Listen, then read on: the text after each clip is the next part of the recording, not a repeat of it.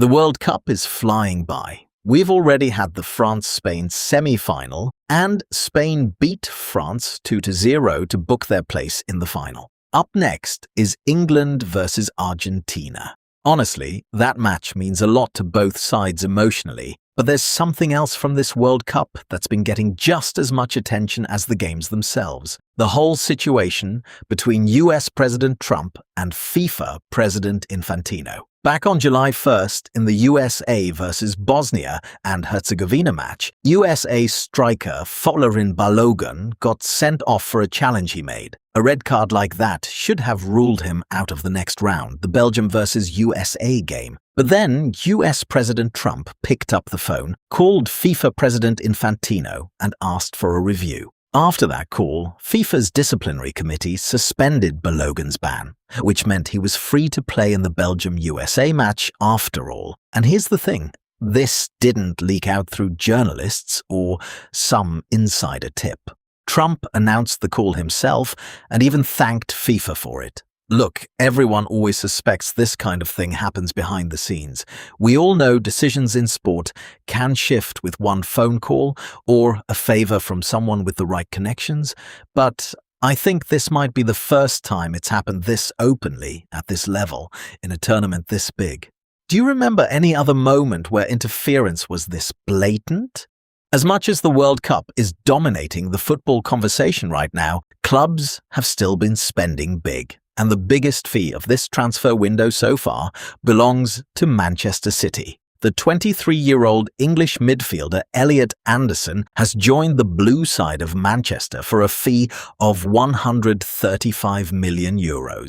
Anderson's a really versatile midfielder. His natural role is central midfield, but he can play the 6, the 8, or even the 10. You could call his style a box-to-box midfielder, someone who can carry the ball forward and just never seems to run out of gas on the pitch. He's played 6 games for England at this World Cup so far. No goals, but 1 assist. He looks like a solid fit for the post-Guardiola City, someone to help carry Pep's legacy forward. That said, his profile alone probably wouldn't justify a €135 million price tag. I'd say the fact that it's an all-Premier League deal, plus his English passport, is what's really pushed the number up that high. Alongside Anderson, City also brought in Mathys Detorbe and Jeremy Monga. Both are under 20 and they're clearly investments for the club's future. But for everyone coming in, there have been just as many, if not more, heading out the door.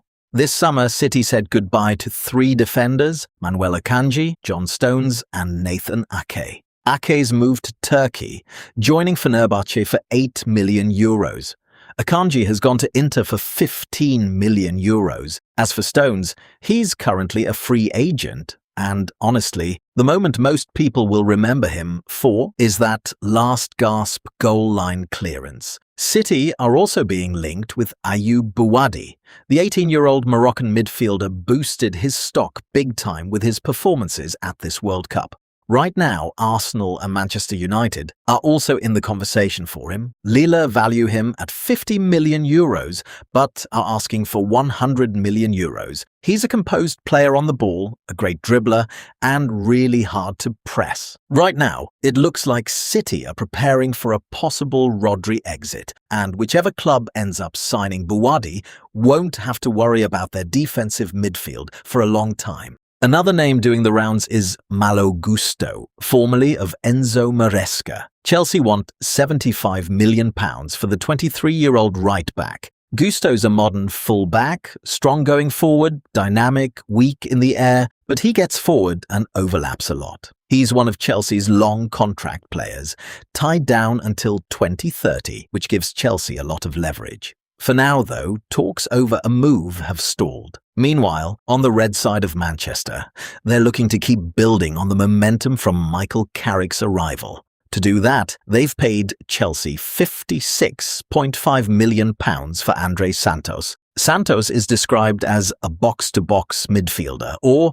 a complete midfield engine. He's a key player thanks to his energy, his ball-playing ability, and his football IQ, someone who can balance attack and defense and take some pressure off Carrick when it comes to rotation and the pressing game. On the flip side, Rasmus Højlund, one of Erik ten Hag's signings, has left the club. He put up 14 goals and 3 assists in 62 Premier League appearances. Also among the departures is former Real Madrid man Casemiro, currently a free agent, with talk of him possibly joining Messi at Inter Miami.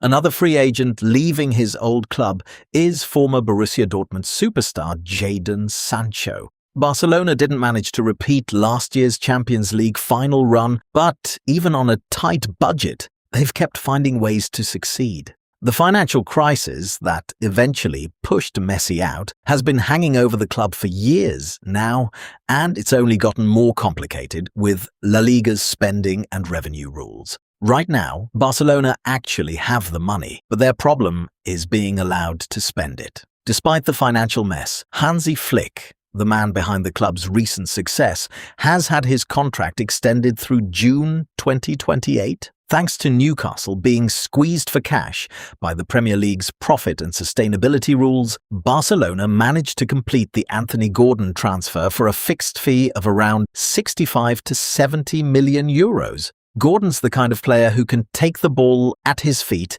and drive straight at the opposition's goal. And he presses relentlessly even without the ball. A real workhorse. He's added goals and assists to that engine and that dribbling ability, scoring 10 goals in the Champions League this season alone. It's a dynamic signing that fits perfectly with Flick's aggressive style of football. On the other side of the ledger, Lewandowski has left the club. The 38-year-old striker is heading to MLS side Chicago. In La Liga, Lewa made 134 appearances, scoring 83 goals and adding 20 assists, an incredible output for a player his age. As one of the last true out-and-out number 9s, his departure also marks the end of an era for the continent. Barcelona wanted to hang onto Marcus Rashford, one of last season's standout performers, but they're not exactly eager to spend money on him. Manchester United have flatly told Barcelona they won't accept another loan for Rashford. They only want to sell him permanently. United have set his valuation at 70 million euros. The club needs the cash injection to stay compliant with financial fair play rules and to have room to bring in new players this summer. For now, that transfer is stuck. Last season was a season to forget for Real Madrid. They gave up on the league title early, and they were knocked out of the Champions League in the quarterfinals by Bayern Munich. After that elimination, club president Perez reportedly sent Arda Güler out of the dressing room and tore into the team, calling the whole season an embarrassment. Most people put the blame on the lack of a chemistry and the individualism between Bellingham, Mbappe, and Vinicius Jr. As a campaign promise during his re-election, Perez struck a deal with Mourinho, which is a strange move considering Mourinho's stock has arguably been falling ever since his Manchester United days. His most recent trophy was the Conference League with Roma 4 years ago, and since then, both his management and his results have been up for debate. But it's clear Perez wants to go back to the glory days, the era when Real Madrid was setting points records under Mourinho. Another likely motivation is Mourinho's dominant personality within a squad. Here's a simple question. On any team Mourinho manages, who's the real superstar? Jose Mourinho, of course.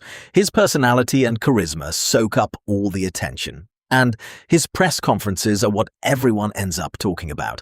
I think that's probably a big part of why Perez went for him. Assistant coach Arbeloa reportedly couldn't manage the tension inside the squad, and it eventually turned physical between Valverde and Tchouaméni. To handle those personalities and egos, and the group of stars that make up most of the squad, they brought in a genuine alpha figure to sit above them all. Florentino Perez won re-election as Real Madrid president with 65% of the vote, and the rebuild has already started.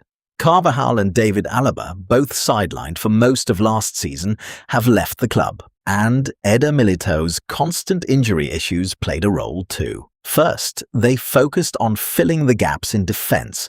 They paid Chelsea €55 million for left-back Marc Cucurella and another €20 million to Inter for right-back Denzel Dumfries. Both players were regular starters for their previous clubs, Dumfries especially, who you'll probably remember from Inter's run to the Champions League final. Real Madrid know exactly how to use the pull of their name and the effect it has on players. So far this summer, they've landed two big names for free. Up front, Bernardo Silva has arrived from City. That number 10/false 9 we've watched for years is now at Real Madrid. He's signed a 2-year deal with an optional 3rd-year extension. Bernardo explained his decision this way. He wanted to find a club where he felt genuinely wanted and said that once he made up his mind, everyone would know. With this move, Real Madrid have finally found the creative number 10 they'd been missing.